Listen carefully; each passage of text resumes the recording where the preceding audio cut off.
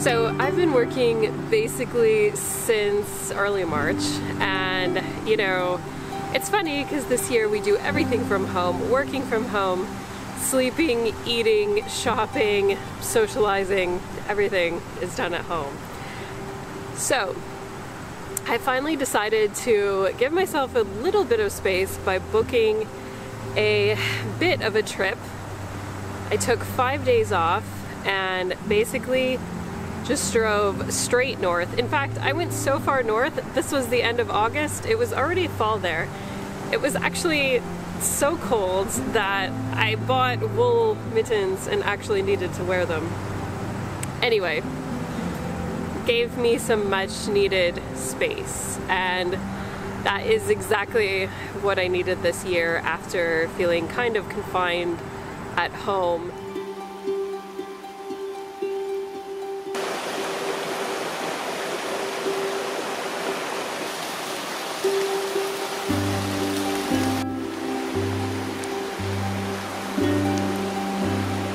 I don't go anywhere without these boots. These are the best, especially if you're trying to take photos and videos.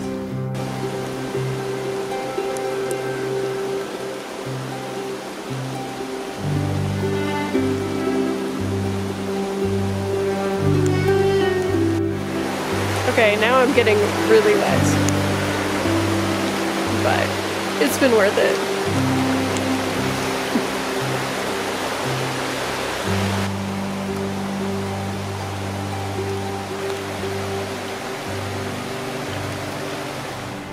So this trip actually got me thinking about travel, especially travel now that it's 2020.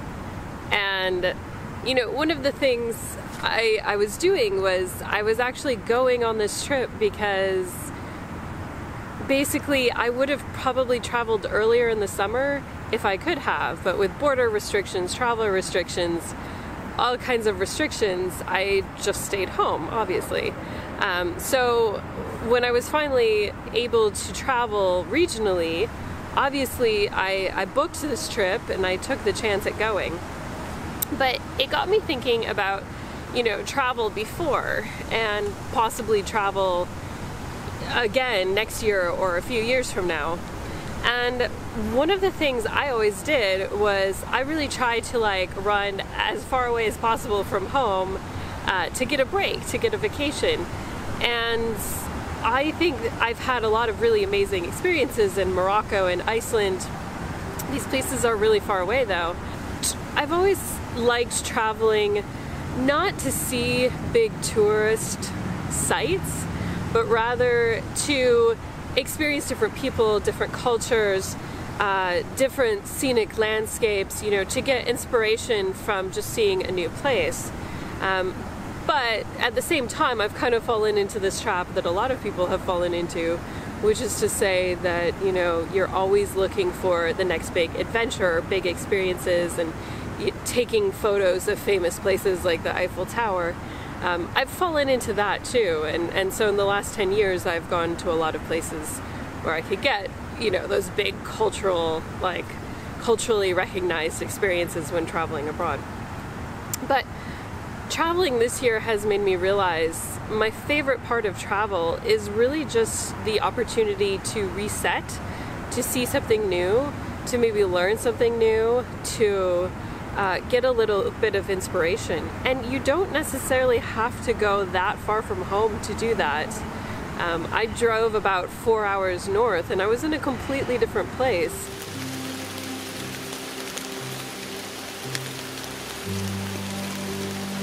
I'm currently walking through a covered bridge, which I've never been on one before. I've seen so many in photos, you know how you see them on like aesthetic Pinterest boards.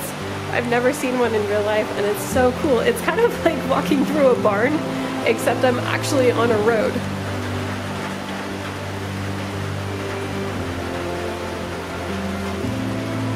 It sounds so cool because it's raining today and it just sounds so nice on these old wood rafters. And of course there's the river underneath, which is beautiful.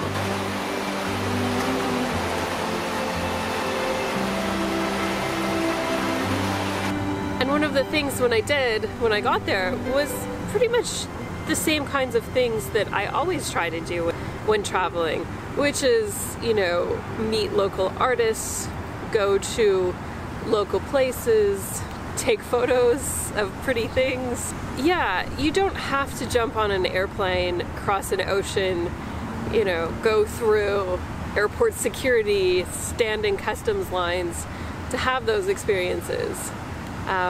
So in some ways this trip was a little bit liberating to realize that.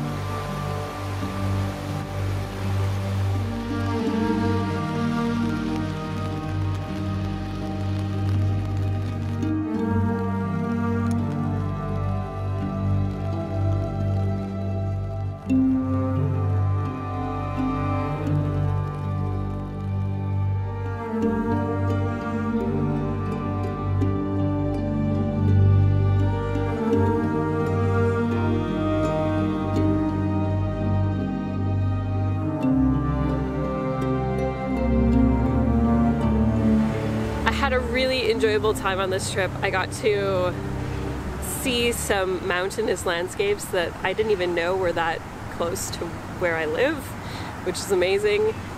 Where we went, it was basically fall. It was actually quite cold and some of the leaves were starting to turn already. In fact, this was a week ago. I got back a week ago and I still have at least 3 or 4 weeks, I think, before the weather's like that here. So it was nice to come back to summer for a little while longer. But yeah, it was this cold air. It was like fall. Yeah, it's really beautiful actually. I enjoyed myself a lot.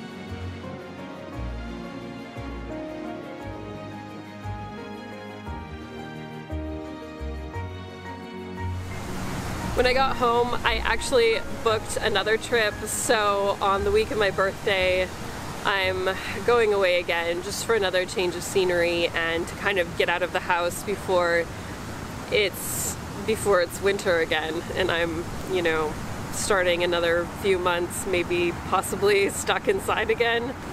One of the highlights of this trip was getting to try out a bit of an impulse purchase that I mean, I've been thinking about it for a while, but I kind of purchased it at the last second.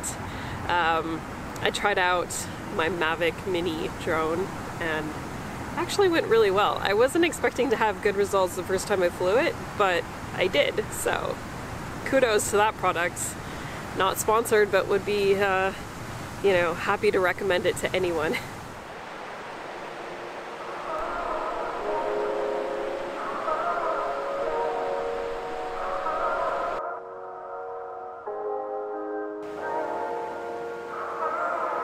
Really lucky that the clouds broke up because it's been rainy for the last 2 days, and which has been nice because it's relaxing, but I really wanted to get outside and try this drone.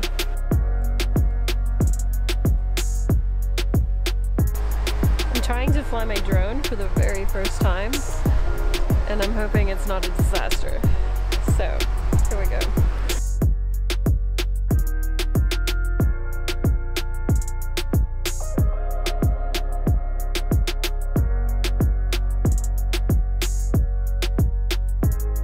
Okay, I got it. It's on, and I can see, it's on, and I can see the camera. So now what?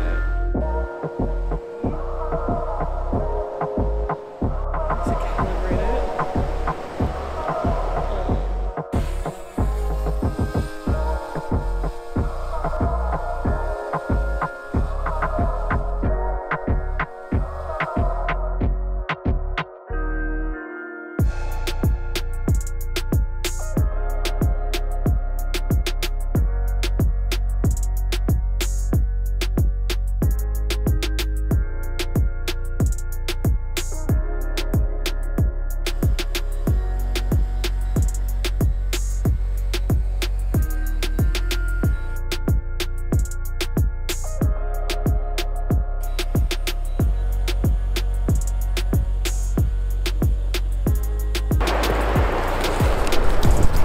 I had an almost successful landing.